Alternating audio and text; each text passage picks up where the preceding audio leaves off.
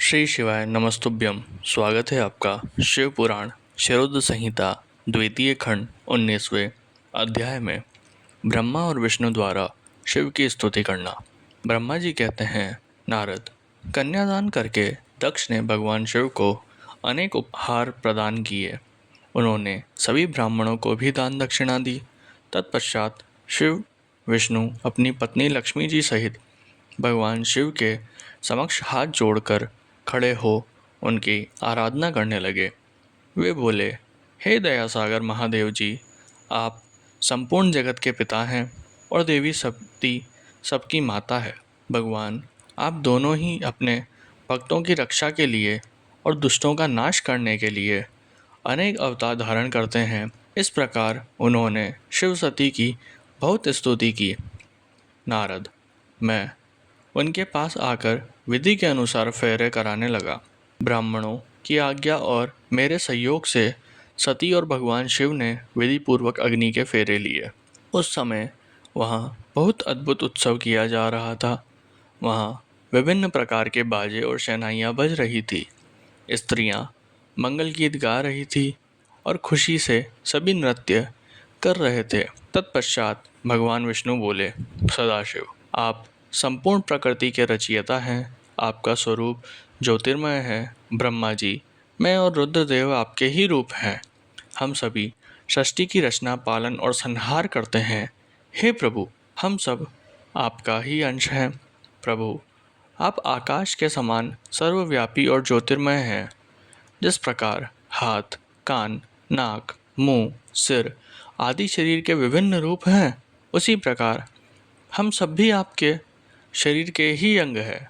आप निर्गुण निराकार हैं। समस्त दिशाएं आपकी मंगल कथा कहती है। सभी देवी देवता और ऋषि मुनि आपके ही चरणों की वंदना करते हैं। आपकी महिमा का वर्णन करने में मैं असमर्थ हूँ।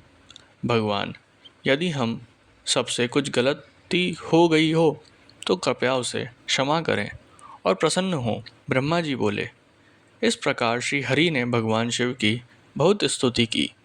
उनकी स्तुति सुनकर भगवान शिव बहुत प्रसन्न हुए। विवाह की सभी रीतियां पूर्ण होने पर हम सभी ने महादेव जी एवं देवी सती को बधाइयाँ दी तथा उनसे प्रार्थना की कि वे अपनी कृपा दृष्टि सदैव सभी पर बनाए रखें, वे जगत का कल्याण करें। तत्पश्चात भगवान शिव ने मुझसे कहा, हे ब्राह्मण, आपने मेरा वैवाहिक कार्य संपन्न कराया है, अतः आप ही मेरे आचार्य हैं। आचार्य को कार्य सिद्धि के लिए दक्षिणा अवश्य दी जाती है। इसलिए आप मुझे बताइए कि मैं दक्षिणा में आपको क्या दूं। महाभाग, आप जो भी मांगेंगे मैं उसे अवश्य ही दूंगा।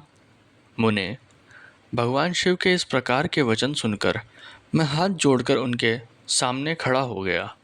मैंने उन्हें प्रणाम करके कहा, हे देवेश, यदि आप मुझे अपना आचार्य मानकर कोई वर देना चाहते हैं तो मैं आपसे यह वर मांगता हूँ कि आप सदा इसी रूप में इसी वेदी पर विराजमान रहकर अपने भक्तों को दर्शन दें।